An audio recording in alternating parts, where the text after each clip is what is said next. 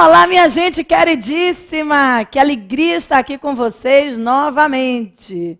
Muito bem, eu tenho aqui nas minhas anotações, e você confira aí no seu caderno, que no finalzinho da aula anterior, nós fizemos um quadro comparativo entre os sistemas difuso e concentrado, mas falamos apenas um pouquinho da parte histórica e também com relação ao órgão de julgamento. Nós não aprofundamos, né, o quadro comparativo que faremos a partir de agora.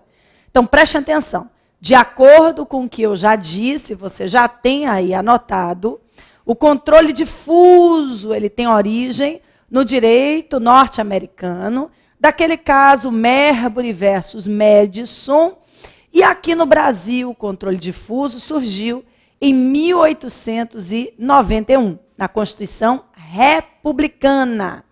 Muito bem, no sistema difuso ou aberto, como o próprio nome nos ensina, é um controle que pode ser feito por qualquer juiz ou tribunal.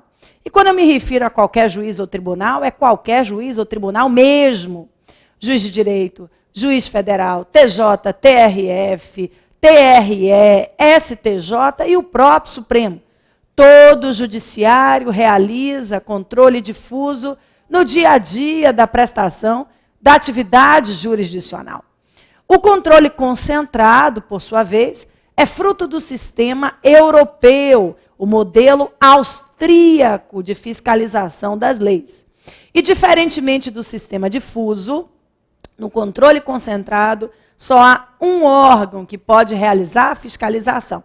E que órgão é esse?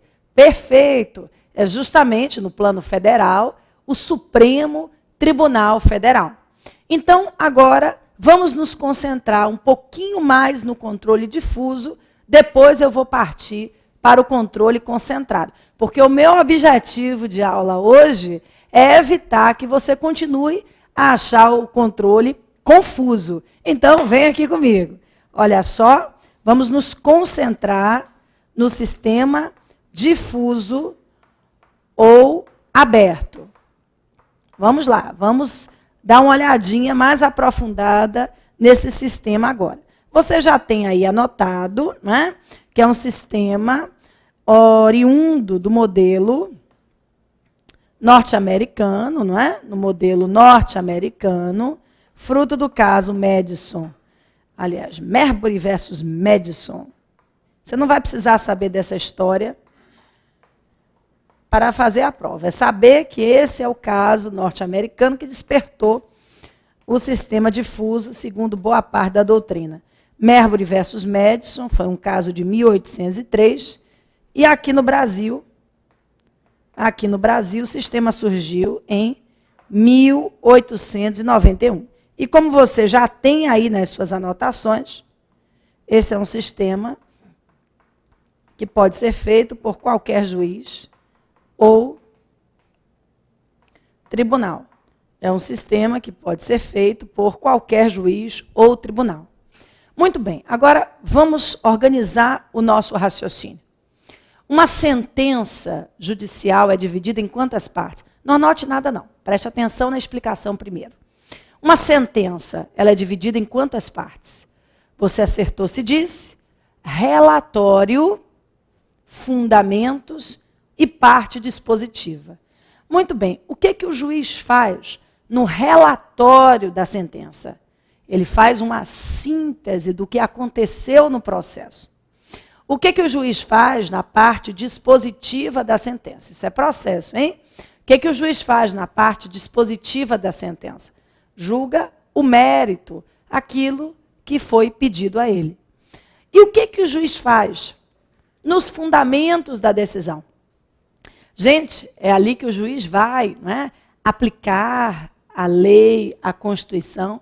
É ali que o juiz vai dizer que a norma é inconstitucional, vai deixar de aplicá-la e resolver o conflito sem a aplicação da lei. É isso que é o controle difuso. Nós estamos aqui estudando, e eu não sei, né, a que horas você está assistindo essa aula. Mas se você estiver assistindo a aula de manhã, à tarde, à noite ou de madrugada, né, Não interessa, o controle difuso vai estar sendo feito da mesma maneira. Gente, o controle difuso nada mais é do que o exercício típico da atividade jurisdicional. Todos os juízes e tribunais do país precisam, antes de dar a decisão final, precisam analisar qual é a base que vai sustentar aquela decisão. O artigo 93, inciso 9 da Constituição, diz que toda a sentença precisa ser o quê? Fundamentada. Toda sentença precisa ser fundamentada. Então, é ali que mora o controle difuso. Vou dar exemplo. Vocês sabem que no início da década de 90, Collor de Mello baixou uma medida provisória dizendo que quem tinha dinheiro no banco ia ficar sem dinheiro porque os cruzados iam ficar bloqueados no banco. O bloqueio dos cruzados novos foi feito por meio de uma medida provisória. Muito bem, as pessoas ingressaram com ações na justiça, pedindo o quê? O desbloqueio do dinheiro, porque muitas perderam tudo que tinham, né? Ou seja, as ações de desbloqueio dos cruzados foram apresentadas com o objetivo, com o pedido de desbloquear o dinheiro, liberar o dinheiro. Mas, minha turma, nenhum juiz do país podia decidir ou pela liberação do dinheiro, ou pela manutenção do bloqueio, sem antes analisar a qualidade daquela medida provisória. Sem antes analisar a qualidade da medida provisória. Vejam comigo, alguns juízes federais entendiam o seguinte, que não havia nenhum impedimento àquela medida provisória. Ela não violou claramente nenhum dispositivo constitucional. Então, o que eles fizeram na sua sentença? Na parte dos fundamentos, aplico a medida provisória, isto posto, aí vem a parte final, nego o provimento ao desbloqueio do dinheiro. Outros juízes federais, e a gente gosta mais dessas decisões agora, já entendiam diferente. Muitos julgadores entenderam o seguinte, que a medida provisória era completamente inconstitucional. E aí afastavam a medida provisória nos fundamentos, entendendo o seguinte, que a medida provisória violaria a liberdade, a medida provisória violaria a propriedade. E aí faziam o quê? Deixavam de aplicar a medida provisória e diziam, a medida provisória é inconstitucional, vou aplicar os dispositivos da Constituição e outras normas para fundamentar minha decisão, isto posto, libero o dinheiro no banco. Essa partezinha da sentença, na qual o juiz analisa qual vai ser o fundamento da sua decisão, é o controle difuso. É só isso. O controle difuso nada mais é do que o exercício típico da atividade jurisdicional, que permite, no dia a dia, que juízes e tribunais, nos fundamentos das suas sentenças, apliquem leis que entendam ser compatíveis com a Constituição e deixem de aplicar normas que entendem violar o texto constitucional. Clareou um pouquinho a partir de agora? De verdade? Olha só, mais um exemplo. Imaginem vocês que amanhã é editada uma lei no país dizendo o seguinte, que o contrato de locação de imóveis, ele pode ser reajustado todos os meses em até 100% do valor inicial do contrato. Vamos lá, imaginem vocês o seguinte, que o contrato de locações pode ser reajustado a partir de uma nova lei, que surgiu amanhã, que vai surgir amanhã, dizendo que o contrato pode ser reajustado até 100% do valor inicialmente fixado. E que vai se aplicar aos contratos em curso. Gente, essa lei é abusiva, essa lei é absurda. É claro que vai ser aplicada no reajuste por muitos proprietários. E aí, obviamente, os locatários não vão conseguir pagar esse aluguel absurdo e vão responder, provavelmente, numa ação de despejo. O que é que vai acontecer? O que é que vai acontecer, pessoal? Na hora de se defender, a pessoa, o locatário, vai dizer assim, juiz, por favor, negue provimento ao que foi pedido, afaste essa lei absurda, essa lei imoral.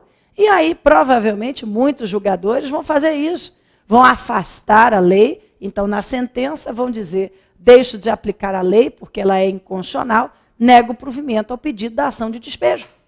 Gente, botem na cabeça. Controle difuso é só isso. É o dia a dia do exercício da atividade jurisdicional. O controle difuso nada mais é do que isso. O dia a dia da atividade jurisdicional. E aí me acompanhe, olha só. Quem é que pode, vamos aqui? Quem é que pode, no controle difuso, suscitar a inconstitucionalidade de uma lei, gente? Qualquer pessoa.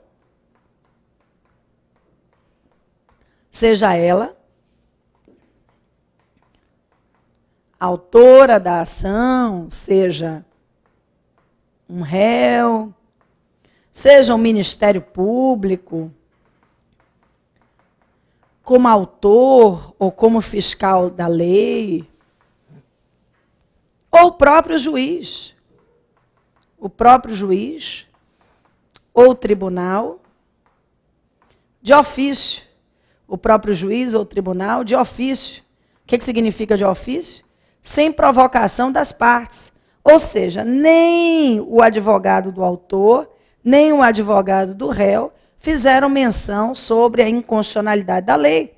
Mas o juiz, na hora de decidir, ele precisa analisar a qualidade da norma, faz parte do dia a dia da atividade jurisdicional. Ô Flávia, mas como é que o autor, como é que o réu, como é que o MP provocam o judiciário sobre esse controle difuso? Meus queridos, minhas queridas, com um tópicozinho na petição inicial, na contestação, no recurso, abre-se um tópico da inconstitucionalidade da lei. É isso. É somente isso. Controle difuso não é um sistema novo. Nós conhecemos o controle difuso. Talvez não por essa denominação, mas conhecemos. É o dia a dia da atividade jurisdicional. Portanto, naquela ação de desbloqueio do dinheiro, vamos lá, o advogado faz a ação de desbloqueio do dinheiro e coloca o quê? Um tópicozinho na petição dele, relata os fatos, na parte que ele vai falar dos fundamentos, ele coloca um tópicozinho indicando da inconstitucionalidade da lei. Da inconstitucionalidade da lei. Entenderam? Fez sentido agora? É só isso. E aí, em processo, se diz que a inconstitucionalidade no sistema difuso, ela é questionada de forma na via incidental. Vem aqui comigo. Olha só. A forma de questionamento da inconstitucionalidade da lei no controle difuso é na via incidental de defesa ou de exceção. Via incidental de defesa de exceção. Essas expressões são expressões sinônimas e significam apenas que você não está discutindo aquela inconstitucionalidade como pedido. Você está discutindo aquela inconstitucionalidade como uma questão chamada de prejudicial. Ou seja, é uma questão que vai ser analisada nos fundamentos antes do juiz chegar ao pedido, ao mérito da causa. Vem aqui comigo. Olha só, a inconstitucionalidade, ela é analisada na via incidental, chamada ainda de defesa ou de exceção. Incidental, de defesa ou de exceção. E aí, gente, é uma questão prejudicial ao mérito. É uma questão prejudicial ao mérito. Ela é analisada antes do juiz analisar o pedido, porque muitas vezes, né, vai ser determinante para fundamentar a decisão final, pela aplicação da lei ou pela não aplicação da norma, dependendo do entendimento que o juiz vai fazer a seu respeito. Mas aí me acompanhe direitinho. Quando um juiz de uma vara federal deixou de aplicar a medida provisória absurda do início da década de 90, que sustentava o bloqueio do dinheiro, o juiz afastou aquela medida provisória. O juiz entendeu que aquela medida provisória era inconstitucional para quem? Para o país todo? Não. O juiz só julga na medida da sua atividade jurisdicional. Então, minha turma, a medida provisória foi afastada para as partes. A medida provisória foi afastada para as partes. Então, os efeitos subjetivos, quem serão, né, os destinatários dessas decisões do controle difuso? Somente as partes. É o controle do dia a dia do Poder Judiciário. Vem aqui comigo. Os efeitos, então, da decisão serão efeitos interpartes, não é? Valem para as partes que participaram daquela relação processual. Muito bem, vamos organizar aqui. Né? Via incidental, de defesa, de exceção, questão prejudicial, e os efeitos da decisão são efeitos interpartes. Ô Flávia, mas pode um juiz que trabalha no cartório ao lado do outro decidir de maneira distinta da que o seu colega decidiu? Gente, esse é o dia a dia da justiça, não é? Uma mesma lei, ela admite múltiplas interpretações. Se eu colocasse aqui a debate, o que não vou fazer, né? Mas, por exemplo, a lei de cotas para ingresso em universidade pública. Olha um tema controvertido. Muitos que estão assistindo a aula vão dizer assim: Flávia, à luz do princípio da igualdade, a lei de cotas promove uma inclusão social e é, portanto, constitucional. Foi assim até que o Supremo decidiu. Outros vão dizer o quê? Flávia, à luz do princípio da igualdade, a lei de cotas produz uma exclusão social, sendo, portanto, inconstitucional. É comum esse tipo de debate sobre a lei. No sistema difuso, a lei pode ser aplicada para um, não aplicada para outro. Esse é o dia a dia do judiciário. Alguns autores até brincam, é uma loteria, porque cada um fará a análise da lei da forma que, né, entender que deve fazer. Gente, lei seca, não sei no seu estado, mas aqui no Rio, a lei seca é bem forte. A lei seca é muito ativa, não é? Eles se espalham pela cidade e tem diminuído realmente a violência no trânsito, porque, né, a fiscalização, de certa forma, e em muitas situações, diminui, né, os acidentes. E aí, pessoal, vamos lá, lei seca. Muitos, principalmente meninos que me assistem, vão dizer a lei seca é inconstitucional porque ela viola o privilégio contra a autoincriminação. A maioria das meninas, né, que bebem normalmente, menos que os rapazes, já vão dizer assim, não, fazendo uma ponderação entre o privilégio contra a autoincriminação e a paz social, que a paz social vigore. Então, a lei seca é válida. É isso, o direito é isso. E o controle difuso, ele vai permitir que os juízes façam um juízo de valor a respeito das leis antes de chegarem à decisão final no seu processo. Mas, Flávia, não existe uma maneira de uniformizar o entendimento sobre aquela lei, seja pela sua aplicação ou muitas vezes pela sua não aplicação? Claro. Para isso nós temos no país também um controle o quê? Concentrado.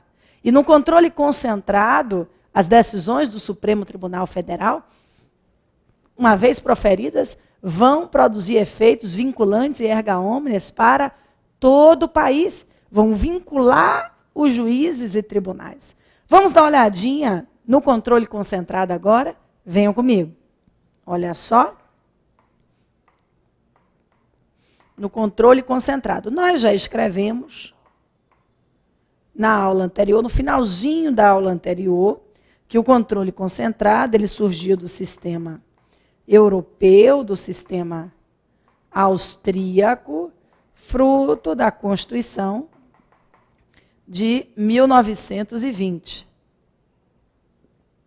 Aqui no Brasil, a principal ação do controle concentrado é a representação de inconstitucionalidade, né, nascida, hoje chamada de ADI, mas à época ela se chamava representação de inconstitucionalidade, e ela nasceu com a emenda constitucional 16 de 1965. Hoje essa ação ela é chamada de ADI, de ação direta de inconstitucionalidade. E aí, minha gente, vamos analisar agora o seguinte. Nós dissemos que no sistema difuso, quem pode provocar o sistema, a inconstitucionalidade incidental, é qualquer pessoa que faça parte daquele processo. No controle concentrado, não. No controle concentrado, os legitimados ativos para apresentação das ações se esgotam no artigo, me acompanhe, 103, incisos de 1 a 9. 103, incisos de 1 a 9. Esses são os únicos legitimados ativos. Esses são os únicos legitimados ativos que podem apresentar as ações do controle concentrado. Esses são os únicos legitimados ativos que podem ingressar com as ações do controle concentrado. Quando eu adentrar na análise da ação direta de inconstitucionalidade, a gente vai explorar esses legitimados, que são a mesa da Câmara, a mesa do Senado, presidente da República, procurador-geral da República, Conselho Federal da OAB, como foi cobrado no 7º exame, não é? Ou seja, só matéria de prova. Esse artigo 103, incisos de 1 a 9, é assim, importantíssimo para a gente. Mas eu vou explorar quando eu entrar na ação direta de inconstitucionalidade, o que farei ainda hoje, então aguente um pouquinho. Todas as ações do controle concentrado vão ser ajuizadas por esses legitimados ativos aqui. E aí me acompanhe. A forma de realização do controle concentrado é a via principal, direta, direta ou de ação. Por que, diferentemente do controle difuso, se diz que no controle concentrado a via é a principal, também chamada de direta ou de ação? Por que, minha gente? No controle difuso, quem entra com a ação de alimentos quer que os alimentos sejam fixados. O pedido é esse. Quem entra com a reintegração de posse quer que a posse seja reintegrada. Quem entra com habeas corpus quer que a liberdade seja concedida. A inconstitucionalidade no sistema difuso é um tópico na petição, que é discutido como fundamento da decisão. Né? É o arcabouço normativo que vai lastrear a decisão. Controle concentrado, não. Para que serve uma ação direta de inconstitucionalidade? Qual é o objetivo de uma ADI? Esse mesmo, declarar a inconstitucionalidade da lei. O objetivo da ação direta de inconstitucionalidade é o de declarar a inconstitucionalidade da lei, porque ela viola a Constituição. E quais são as ferramentas desse controle que analisa a constitucionalidade como pedido, como questão principal? Vem aqui comigo, olha só. Nós temos aqui as 4 ferramentas que serão estudadas em sala, aqui chamadas de ADI, ação direta de inconstitucionalidade, ação direta de inconstitucionalidade por omissão, né? A ADC, a ação declaratória de constitucionalidade, e a ADPF. Vejam bem, ADI, ADO, ADC e a ADPF. São as 4 ações principais do controle concentrado de constitucionalidade que têm como pedido a defesa da supremacia da Constituição, com a inconstitucionalidade da lei, com a confirmação de constitucionalidade da norma. Aí vai depender de cada uma das ações que nós iremos estudar em sala. Então não esqueça, no controle concentrado, não são todas as pessoas que podem questionar a inconstitucionalidade da lei. Aqui não há caso concreto. Aqui, a turma do artigo 103, incisos de 1 a 9, eles funcionam como advogados da Constituição. Eles são defensores do texto constitucional. E essas 4 ações aqui colocadas, elas são as ferramentas por meio das quais o controle se instrumentaliza. Aí, minha gente, vejam bem, se os legitimados ativos estão lá defendendo perante o Supremo a supremacia constitucional, se os legitimados ativos do 103, 1 a 9 estão defendendo a supremacia constitucional, é claro que as decisões do Supremo no sistema concentrado são decisões que geram efeitos o quê?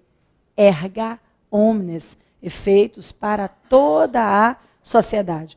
Quando o Supremo diz, numa ação direta de inconstitucionalidade, que a lei é inconstitucional, a lei vai deixar de produzir efeitos aonde? Em todo o território do país. Vem aqui comigo. Então, os efeitos são erga omnes. Todas essas ações do controle concentrado geram efeitos, todas essas ações do controle concentrado geram decisões com efeitos erga omnes, né? Geram decisões com efeitos erga omnes. Muito bem, o que você conseguiu apreender desse quadro comparativo? Vamos organizar a nossa mente.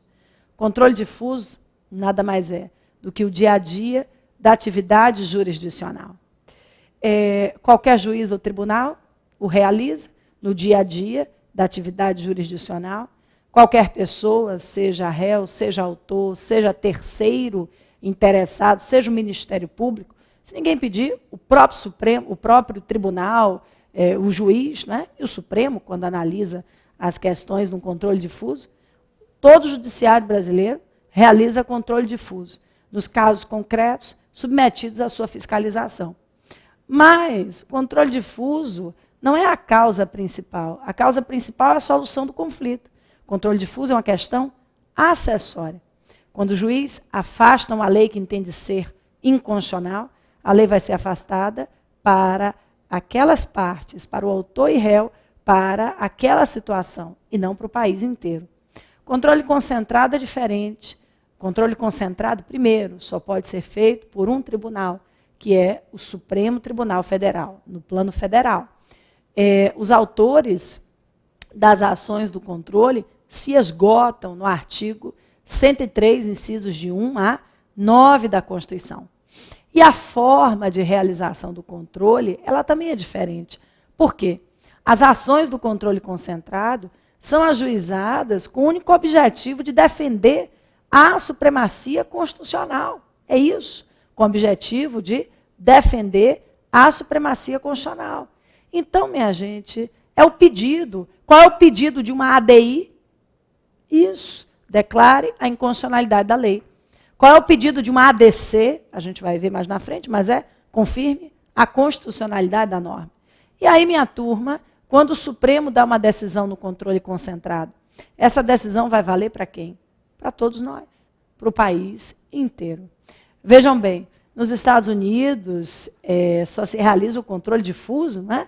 Controle difuso que permite que cada juiz ou tribunal possa aplicar ou deixar de aplicar a lei de acordo com seu livre convencimento. Na Europa nós temos o controle concentrado, né? E aqui no Brasil nós temos um controle misto. Professores, alunos e brasileiros sabem um pouco mais do controle de constitucionalidade, porque nós temos os dois sistemas. Perguntas? Ótimo. Depois, pela sua mensagem, você me encaminhe, porque eu terei o prazer, né, de tirar a sua dúvida, tá bom? Agora nós precisamos seguir. Eu disse a vocês que no controle difuso, as decisões, elas são decisões interpartes, que faz todo sentido. O juiz vai aplicar ou deixar de aplicar uma lei para aquela situação específica para a qual foi instado a resolver. Mas, minha gente, desde 1934, existe um mecanismo no país que permite que algumas decisões do controle difuso gerem efeitos erga omnes, quando o Supremo Tribunal Federal declarar a inconstitucionalidade de uma lei, quando estiver participando do controle difuso, no habeas corpus, num recurso extraordinário, no mandado de segurança, e o Supremo declarar, então, a inconstitucionalidade da lei, ele vai comunicar ao Senado Federal que, na forma do artigo 52, inciso 10, se quiser, vai editar uma resolução suspendendo a norma para todo o país. No próximo bloco, nós vamos destrinchar essa atuação do Senado Federal, que a banca gosta de cobrar, lá do artigo 52, inciso 10. Um pouquinho de paciência, no próximo bloco eu começo falando desse tema. E nas minhas anotações aqui, acho que é o ponto 5, né? Você pode denominar papel do Senado Federal. Artigo 52, inciso 10. Até já.